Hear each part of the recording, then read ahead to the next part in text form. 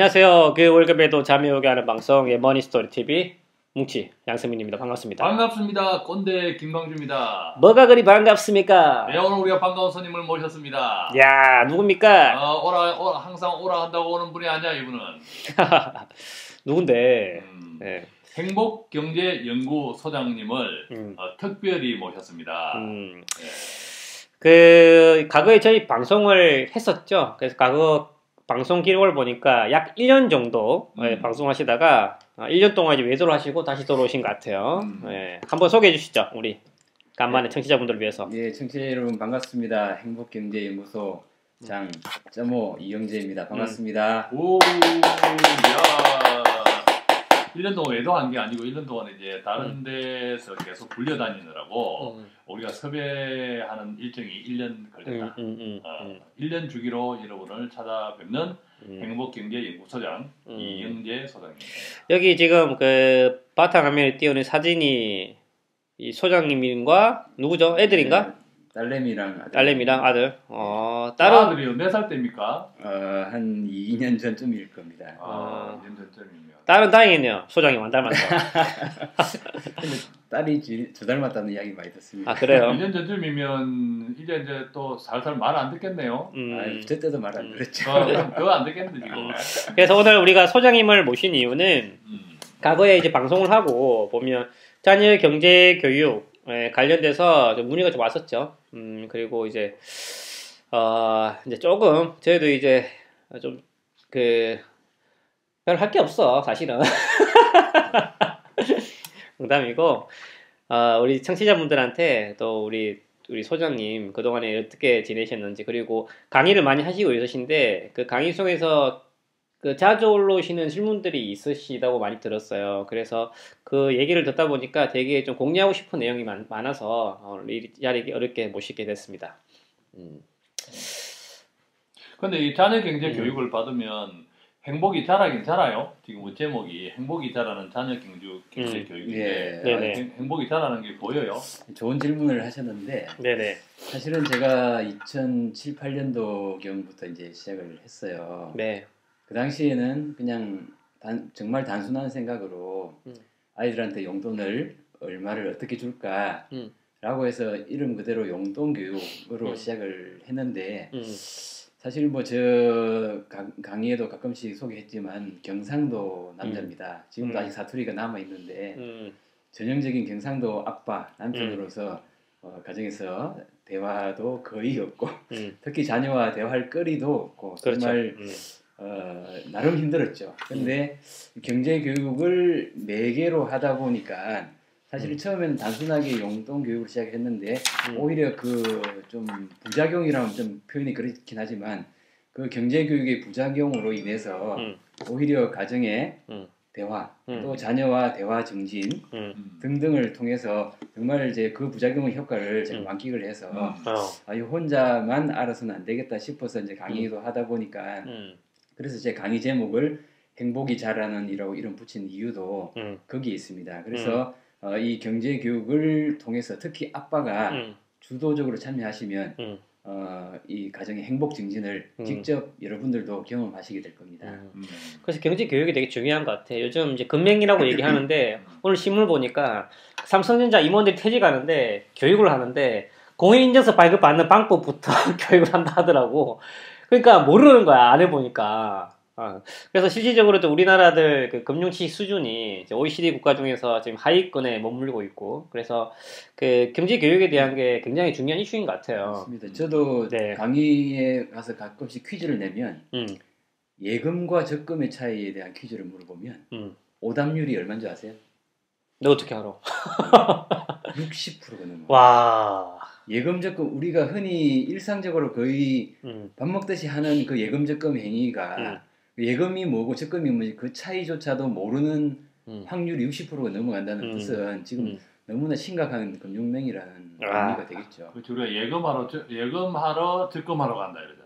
어디 가냐? 예금하러 가. 뭐 적금하러 가.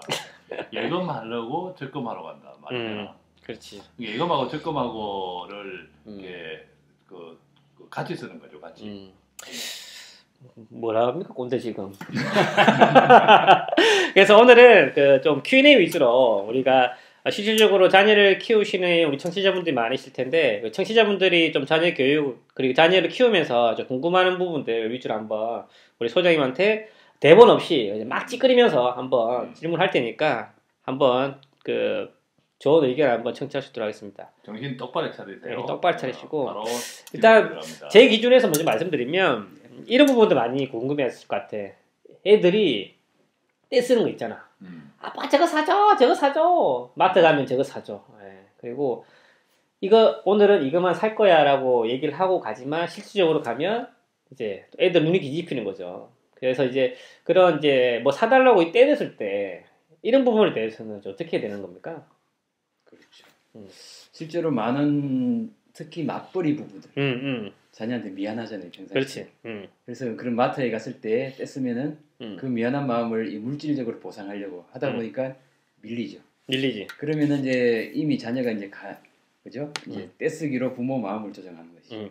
그렇지 않으면 반대로 또 그 많은 사람들 앞에서 떼쓰고 하면 창피하니까 또 혼내고 그럼 자녀의 마음을 다치게 되고 어떻게 해야 될지 정말 초보 부모님들은 난처한 일이 아닐 수 없겠죠. 그렇지. 근데 사실은 아동 전문가들이 이 떼쓰는 것이 정말 자녀가 그것을 갖고 싶어서 단지 물질적 욕망 때문이냐라고 분석을 해보니까 꼭 그 이유만이 아니라 자녀가 부모한테 관심을 보이기를 원하는 것. 그런 부분들이 있기 때문에 자녀가 뗐을 때는 먼저 예를 들면은 뭐 마트나 백화점에서 예쁜 장난감이나 뭐 게임기나 기타 등등을 보고 당연히 사달라고 들을 수 있습니다. 자녀 입장에서는. 그렇지. 그러면은 왜 편리하냐라고 뭐 관심 갖고 물어볼 수 있겠죠. 그러면은 예쁘다, 갖고 싶다 이런 답변을 하겠죠. 아, 그러면은 예뻐하는구나, 갖고 싶어하는구나 하면서 그 마음을 잘 읽고 공감해주고 이해를 해주는 거죠. 근데도 계속 사달래. 하지만 그럼에도 불구하고 그 물건을 사면 안 되는, 지금 사면 안 되는 이유에 대해서 인내심을 갖고 설득을 하셔야 되는 거죠. 설명을 해야 한다. 물론 당연히 꼭 필요한 것은 사주셔야 됩니다.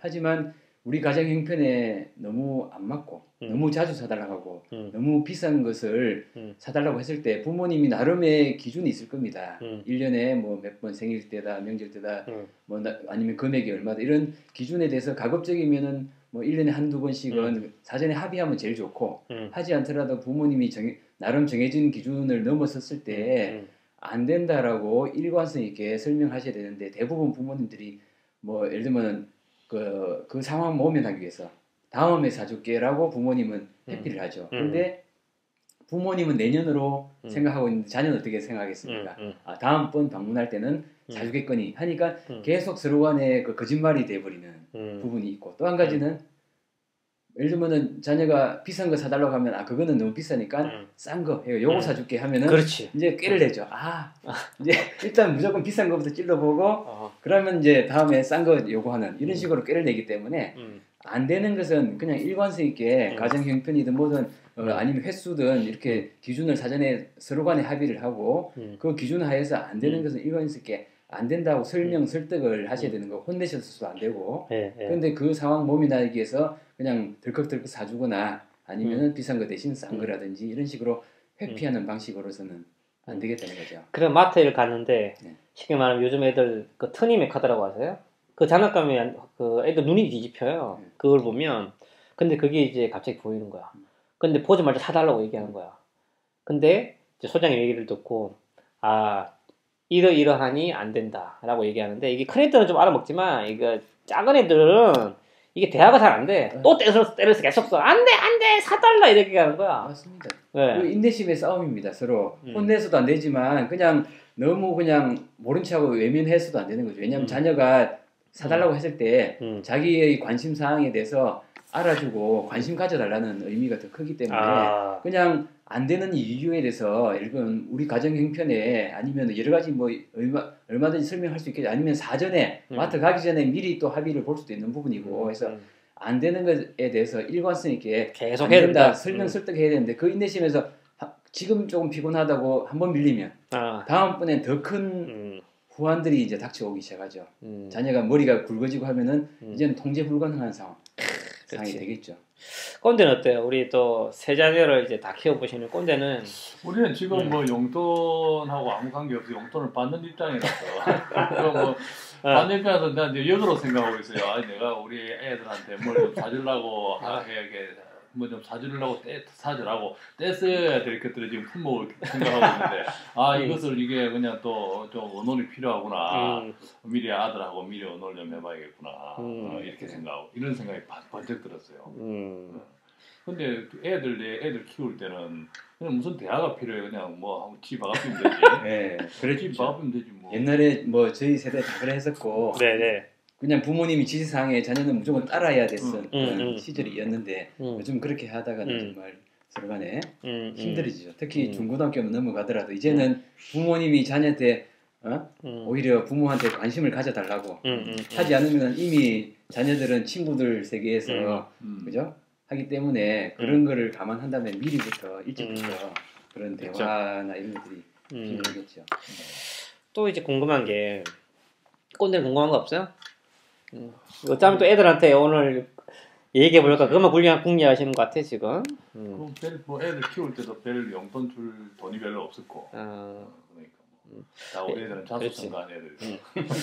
애들이 예를 들면 그 경제라는 단어를 모르잖아요. 그렇죠. 근데 이제 또 매스컴에서는 애들한테 뭐 경제 교육을 하라고 하고 본인 스스로도 경제 교육을 하시는 분이신데 애들한테 경제 교육이 필요합니까? 그리고 필요하다면 언제 때부터 그런 걸 가르쳐야 되는 거예요? 사실은 지금 현재 이미 경제가 왜 이렇게 안 돌아가느냐. 많은 사람들이 경제를 모른다 해서 성인들에 대한 경제 교육부터 해서 심지어는 그 원인이 뭐냐 찾아 들어가 보니까 어려서부터 경제 교육을 하자라고 해서 유치원, 초등학교, 중학교 각급 학교에서 뭐 심지어 금융기관에서 와서도 뭐 무료 교육도 해주고 엄청난 경제 교육들을 많이 하고 있어요. 이미. 근데 저는 좀 진단하는 방향이 좀 다릅니다. 뭐가 달라? 뭐냐 하면은 저도 이 하기 전에 어떤 그 경제 신문사에서 하는 어린이 경제 캠프 이런 데를 참가를 해봤었어요. 네. 그 당시에. 네. 근데 가보니까 그 어른들도 어려워하고 경제는 어렵지 않습니까? 그 어려운 경제를 게임 형태로 쉽고 재미있게 풀어서 막 수요 공급을 이야기하고 주식을 이야기하고 하더란 얘기죠. 이 주식을 알고 수요 공급을 알고 이런 경제 학을 공부하면 과연 우리 이 경제가 좋아지느냐? 저는 동의하지 않는 부분입니다. 그렇지. 그래서 그런 경제 지식으로 접근을 하니까 일회성으로 끝나버린다는 이야기죠. 애들이 그런 쉽고 게이밍 형태로 뭐 해가지고 경제를 알아본들 그 정말 아까 떼쓰기 말씀하셨지만 마트 가고 이런 실제 소비 생활에서 실제 경제 생활에서 그 지식이 무슨 소용이 있느냐 이야기죠. 그래서 정말 중요한 것은 그런 경제 습관이고 이런 부분들인데 자녀가 그런 교육을 듣고 왔다 하더라도 막상 현재 생활에서는 부모님과 함께 마트 가서 이거 사다가 저거 사다 떼쓰는데 부모님은 그런 경제 관념이나 개념이 전혀 없이 오히려 부모님이 더 심하면 심했지. 그렇지. 그런 부분들을 보니까 그 습관이 이어질 수 있겠냐 이거죠.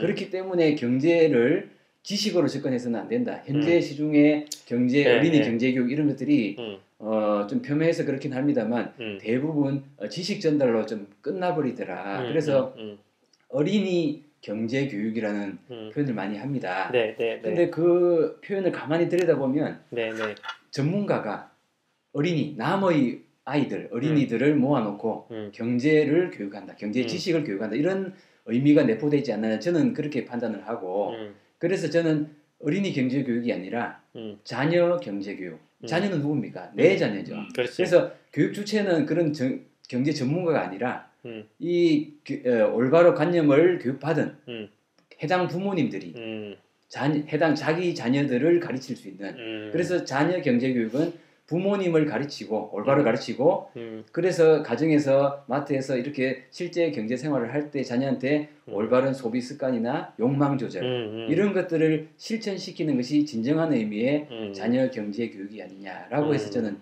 차별화해서 이제까지 좀 교육을 하고 있는 입장입니다. 맞네. 그렇지. 이게 참 지새끼 교육시키기가 힘들거든. 그렇지. 근데 반대로 얘기하면 지 자식 교육을 잘 시키면 너무 자식 교육 잘 시킨다. 근데 지 자식 교육을 잘 못 시켰는데 너무 자식 교육을 잘 시킨다고 하는 것은 그건 이치 안 맞죠. 그죠? 지 자식 교육 잘 시키는 거는 지 자식을 가르치는 게 아니라 그 자식을 가르치는 부모가 받게 된다는 거죠. 실제 TV에 네. 어떤 어린이 프로그램에 우리 아이 달라졌어요. 이런 뭐 프로그램 보면은 항상 결론이 부모네. 문제더라고요.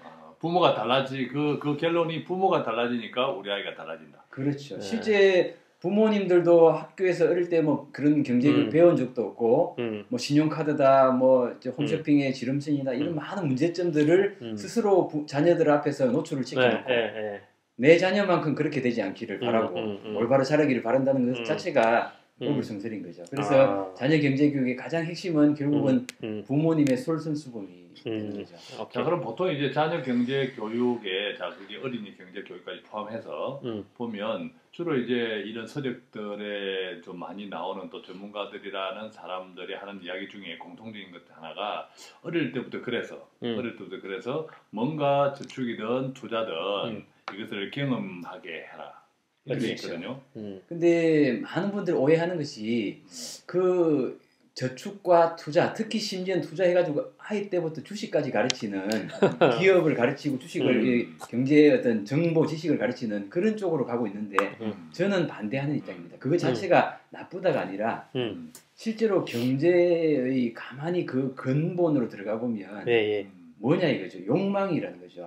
자녀들이 떼쓰는 건 그것이 욕망인 거고 그 욕망을 실현시키는 매개체가 돈인 것이고 그래서 용돈교육이고 그 위에 또 저축이고 투자가 이어지는데 그 상부에 있는 저축과 투자는 사실은 그 근본에 들어가 있는 욕망과 소비 습관에 대한 그런 교육만 철저하게 잘 지켜지면 그 다음에 용돈교육 이런 투자교육 이런 것들은 아주 수월하고 아무것도 아니라는 얘기죠.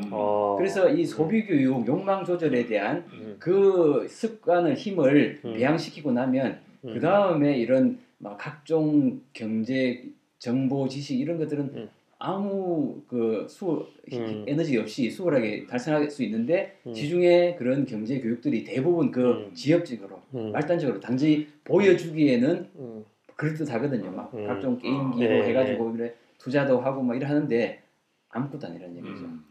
야, 여러분들은 지금 청취를 하시니까 모르시겠지만 소장님이 지금 주먹을 불끈 쥐시면서 웅비한 듯이 이렇게 강하게 의지로 얘기하시니까 와, 이게 강한 신념이 있으신 것 같아. 그래서 재밌네. 오랜만에 우리 소장님 모시니까 되게 재밌고 우리 또 청취자분들 또 많이 궁금해하실 것 같습니다. 일단 뭐 좀 쉬었다가 이어서 2부 진행하도록 하겠습니다. 뭐 추가적으로 좀 궁금하신 부분도 있으시다면 저희 홈페이지 들어오셔서 저기 머니스토어 TV 들어오시면 캐스트에 우리 또 점오 맞나요? 네, 점오란이 있으니까 그쪽에서 메모 남겨주시면 저희가 또 답변. 자, 그럼 우리가 2부에서는 조금 전에 우리 점오 선생님이 결국 자녀 경제 교육의 근본적인 것은 욕망 관리, 소비 관리, 지출 관리다. 그것들을 어릴 때부터 잘 베이직화 시켜야 된다 이런 이야기를 했는데 그것에 대해서 우리가 2부에서 조금 몇 마디 더 들어볼 수 있을 것 같아요, 그죠? 그리고 좀 실질적인 부분들, 제 질문이 되게 많아요. 오랜만에 모셔가지고. 네, 알겠습니다. 네, 감사합니다. 예, 네, 감사합니다. 네.